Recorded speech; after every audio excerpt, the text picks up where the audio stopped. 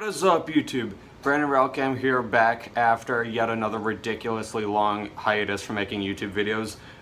Today I come bearing a brand new CD collection YouTube video. As always, since the previous CD collection video, I've gained a lot of cool CDs into my collection. I'm eager to showcase them. During this video, I will be playing Vastum's Official Purge in the background.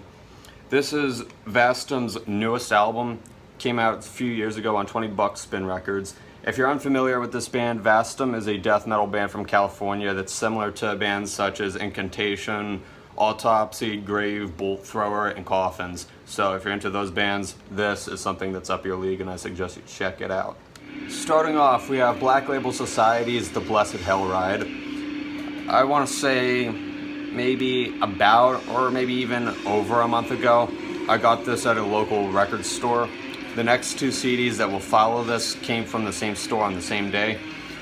I saw this CD, I knew I had to get it. This is the third CD from Black Label Society that I own, if I remember correctly.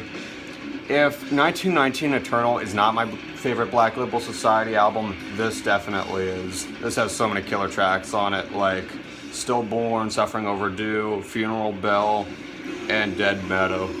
I don't know how long it had been that this CD was lying around the store, but I finally decided to grab it, and that is Megadeth's The World Needs a Hero. Not Megadeth's best album, I'm well aware, but it still has some good tracks, in particular Motorpsycho, 1,000 Times Goodbye, Return to Hangar, which is my personal favorite, and I'd have to say Promises. To say that I was surprised to find Stressball's self-titled album in my local CD store would be a massive understatement. This band is a sludge metal band from Louisiana. If you're a fan of any band out of the New Orleans metal scene, this is something that you would definitely enjoy. This is a reissue CD. I'm not sure exactly how common or uncommon the first pressings are, but I'm glad that I have this. Okay, so this CD, as well as the two to follow it, are from my buddy Rosh, who I've talked about plenty in previous CD collection YouTube videos of mine.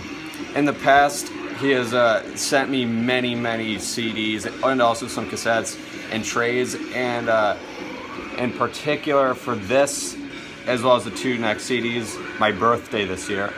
And that was very kind of him. He's sent me stuff in the past for my birthday, and I really cannot explain how appreciative I am of that, because that's a very thoughtful gesture. And right here we have Municipal Waste's The Fatal Feast, Waste in Space. Classic crossover thrash from the new age that you just can't go wrong with. No matter how much people like to pick on Municipal Waste as well as modern thrash metal, you have to give it a chance. Even if you don't like it, you may end up liking it in the future upon the second, third, or fourth listen. Right here I'm holding Warkult from Malevolent Creation. This is the first Malevolent creation that I own on CD. This is a very underappreciated album, and I'm glad this is the first one that I got. Apologize in advance that the lighting is kind of weird and reflects horribly on the CD cases. You gotta make do with what I have. But anyways, killer album. Check it out if you haven't. And to end it off for the birthday CDs for this video, I have Lost Breed's Save Yourself. Lost Breed is a doom metal band. I believe they are from Maryland, if I remember correctly. I'm sure they are. I've listened to this album, and it sounds like Maryland doom metal. If you're a fan of doom metal, whether it be from Maryland or anywhere else, and you've not heard this album, change that immediately, because this has some killer riffing on it. Up next, we have none other than Perfume and Piss from the almighty GBH. This is a fine slab of Great Britain hardcore that you just cannot go wrong with. I believe that GBH's older stuff is superior. This is one of their newest releases, but it's still a great piece of punk rock. I got this from the vocalist of the punk band I'm in, the A-Knots. He had this lying around, and didn't really need it anymore, so it's now in my collection, and I am very thankful for that. Speaking of a good slab of punk, right here I am holding Flesh Terrors on Guerrilla Warfare. Flesh Terror is a Pennsylvanian, I want to call him a mix of D-beat, crust punk, and a little bit of sludge metal. I saw them back in Allentown, Pennsylvania, March of this year. I think it may have been March 12th. And this band is awesome. They've got such a nice blend of genres in their songs. Some moments it's fast, some moments, it's sluggishly slow. If you're into tempo changes and anything that's crust punk, DB, or sludge metal, give this album a listen. In my hands, I am holding a CD copy of Warhawk's debut album, Semper Tyrannis. This is an amazing piece of thrash metal coming from York, Pennsylvania. I got this at a gig the band played back in October of 2022. If you go to my YouTube channel and you view the video I uploaded of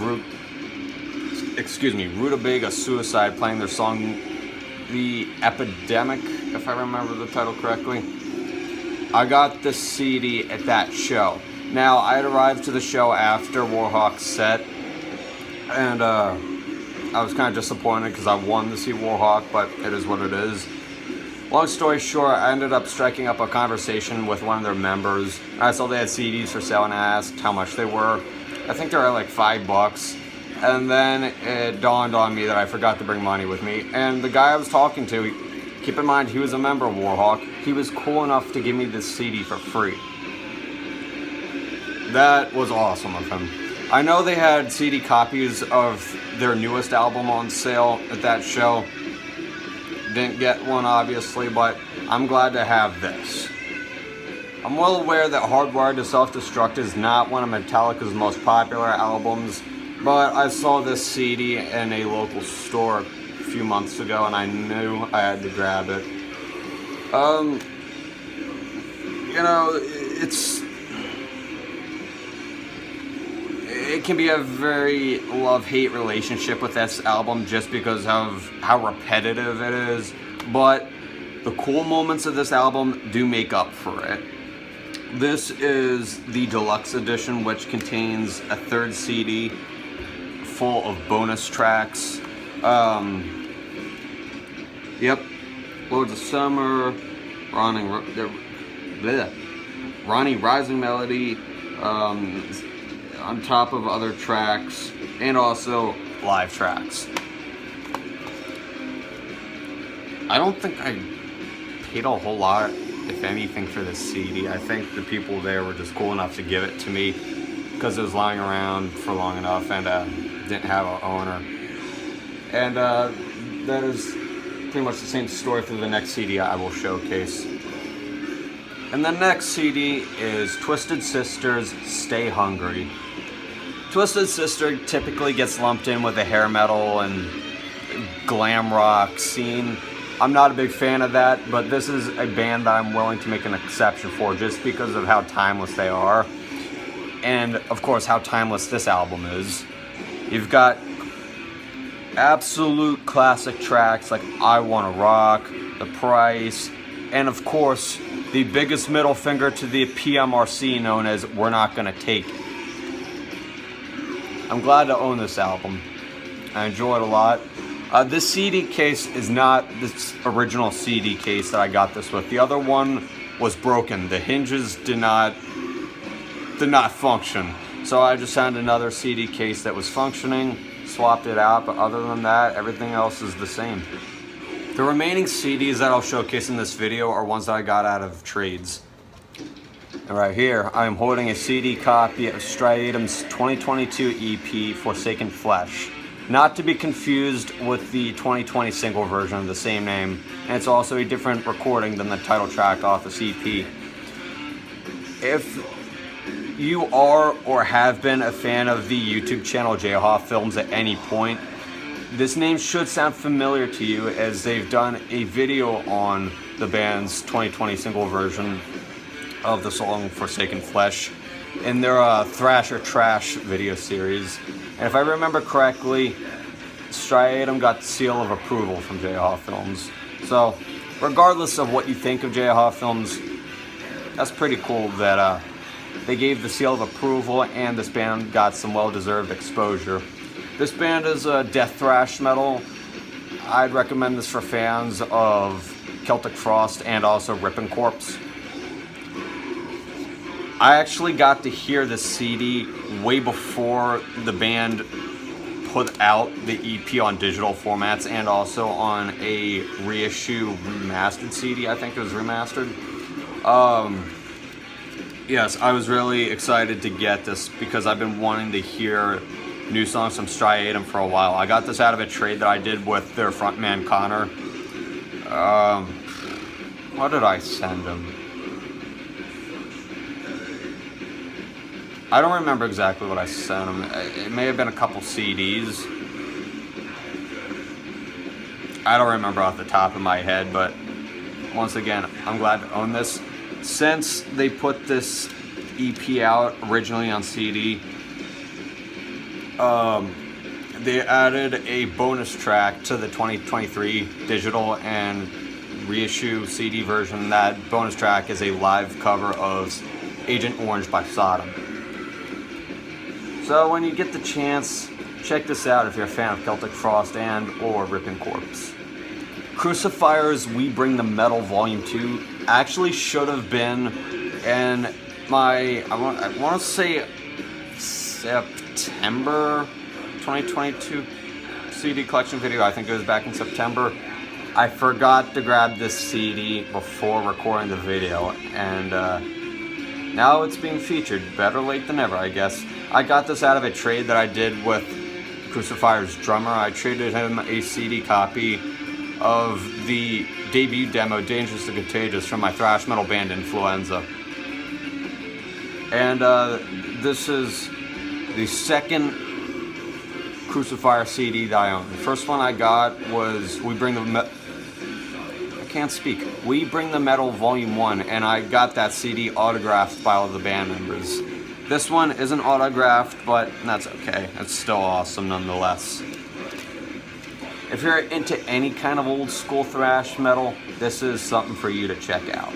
The exact same story can be said for Scarlet King's The Demos CD. I traded a CD copy of Influenza's Dangerous and Contagious for this. I traded with their one guitarist, Alex, for this. Scarlet King's a death thrash metal band out of New Jersey.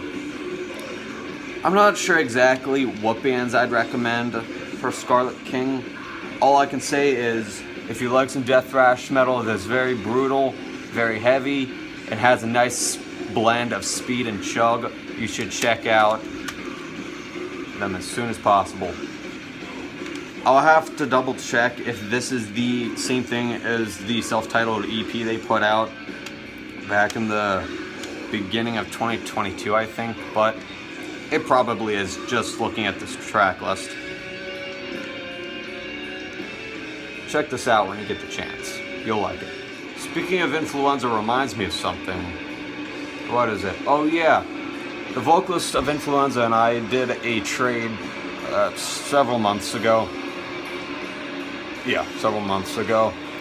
And out of that trade, I got all of Pantera's groove metal era CDs.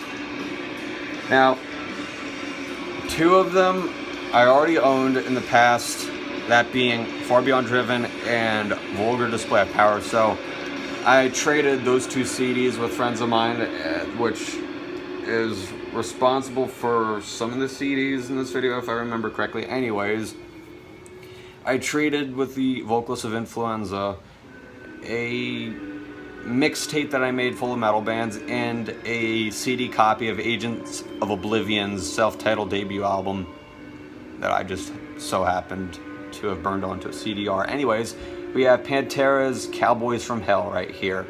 Classic groove metal.